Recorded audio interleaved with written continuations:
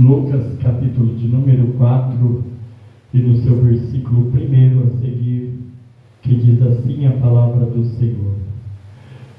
Jesus, cheio do Espírito Santo, voltou do Jordão e foi guiado pelo mesmo Espírito no deserto, durante 40 dias, sendo tentado pelo diabo. Nada comeu naqueles dias, ao fim dos quais teve fome. Disse-lhes então o diabo: se és o Filho de Deus, manda que esta pedra se transforme em pão. Mas Jesus lhes respondeu: está escrito, não só de pão viverás o homem. E levando-o, mostrou-lhes num momento todos os reinos do mundo.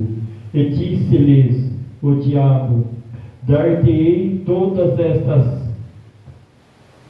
estas autoridades e a glória destes reinos, porque ele foi entregue e dou a quem eu quiser. Portanto, se prostrardes, me adorardes, toda será tua. Mas Jesus lhe respondeu: está escrito, ao Senhor teu Deus adorarás e só ele darás culto. Então o levou a Jerusalém e o colocou sobre o pináculo do templo e disse-lhes: se és o Filho de Deus, atira-te daqui abaixo, porque está escrito, aos anjos dará ordem a teu respeito para te guarde, e eles te sustentarão nas suas mãos para que não tropece em alguma pedra. Respondeu-lhe Jesus: dito estás, não tentarás o Senhor o teu Deus. Amém? Só até aqui, diga-se comigo: Senhor Jesus, fala comigo através da tua palavra. Senhor Jesus, revela a tua palavra em nossos corações. Pode se assentar, glorificando e exaltando o nome do Senhor que vive e reina para sempre. Aleluia, Deus. Glória a Deus. Hoje podemos dizer, amada igreja, uma palavra muito conhecida e pregada em nosso meio nos dias de hoje: a tentação do nosso Senhor e Salvador Jesus Cristo. Após ser batizado, saiu do Jordão e foi levado pelo Espírito Santo até o deserto. Interessante meditarmos nesta palavra, que a Bíblia só relata, a palavra de Deus só relata a respeito de 3 tentações que o diabo fez perante Jesus. Mas a Bíblia diz aqui que durante 40 dias Jesus foi tentado pelo diabo. Podemos imaginar quantas provas, quantas tentações ali o diabo tentando Jesus a todo momento, a todo tempo. Durante ele estava esses 40 dias no deserto. Mas por essas 3 coisas Deus deixou escrito para mim e para você. O inimigo das nossas almas usando a própria palavra para tentar o Senhor e Salvador Jesus Cristo. E não é diferente, amada igreja, na minha e na sua vida. Quantas vezes o inimigo das nossas almas tem nos rondado, tem usado as pessoas para nos tentar, para roubar a nossa bênção. E muitas vezes usam até mesmo a palavra. Usa a palavra de Deus para afrontar a mim e a você, tentando nos julgar, tentando nos colocar para baixo. Mas assim como o Senhor e Salvador Jesus Cristo mostrou para o inimigo das nossas almas dentro da palavra, também o Espírito Santo de Deus, ele nos traz a resposta também dentro da palavra. E ali o inimigo, então, a palavra de Deus disse que durante os 40 dias, Jesus ele teve fome. Mas muitos nos dias de hoje sabem o que acontece? Eles pregam que Jesus teve fome. E eles pregam também que Jesus bebeu água no deserto. Da pregação das pessoas, dos teóricos, Jesus deve ter levado uma botija de água gelada para beber durante os 40 dias. Porque as pessoas dizem, no tocante aos dias de hoje, se uma pessoa ficar mais de 3 dias sem tomar água, o seu organismo começa a se decompor, o seu organismo começa a dar problema, começa a ter falhas no seu organismo. Mas eles olham para as ciências de hoje e esquecem de olhar para os tempos de Jesus. Jesus estava aqui como homem, mas Jesus era o Filho de Deus. Então, se Deus ele deu graça para Jesus para ficar os 40 dias sem ter fome, Deus ele deu graça para Jesus também ficar os 40 dias sem ter sede. Aí muitos nos dias de hoje adotam um jejum para si, que é o jejum de alimento, mas um jejum de água.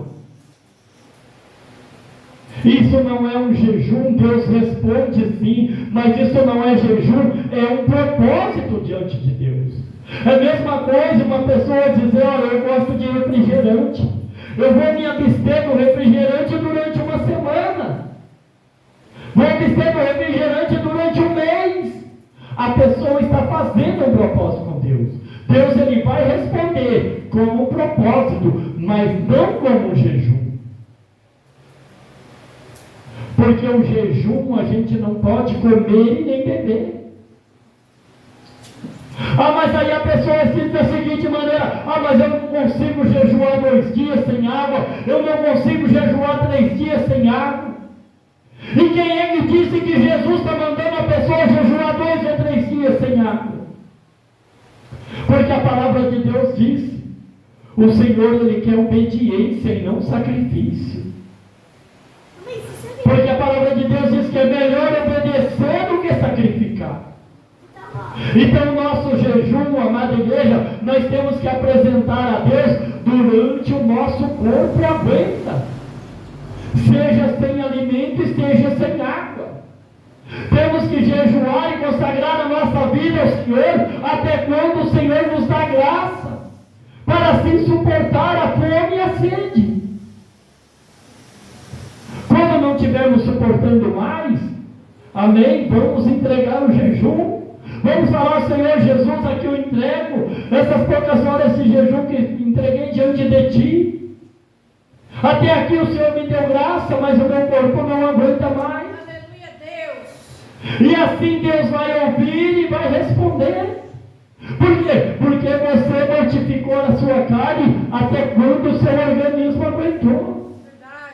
Mas se começarmos a sacrificar a nossa carne com alimento e não com água, a água também sustenta. A água sustenta o nosso organismo. A água nos dá força ao nosso organismo. A água substitui o alimento.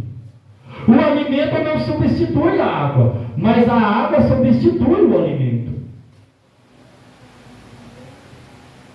Aí eles põem nos ensinos, nas teologias, eles põem Jesus como homem, esquece que Jesus também era Deus. Esquece que Jesus era Filho de Deus. E no estudo deles, sabe o que acontece? Eles começam a colocar Jesus abaixo de Elias.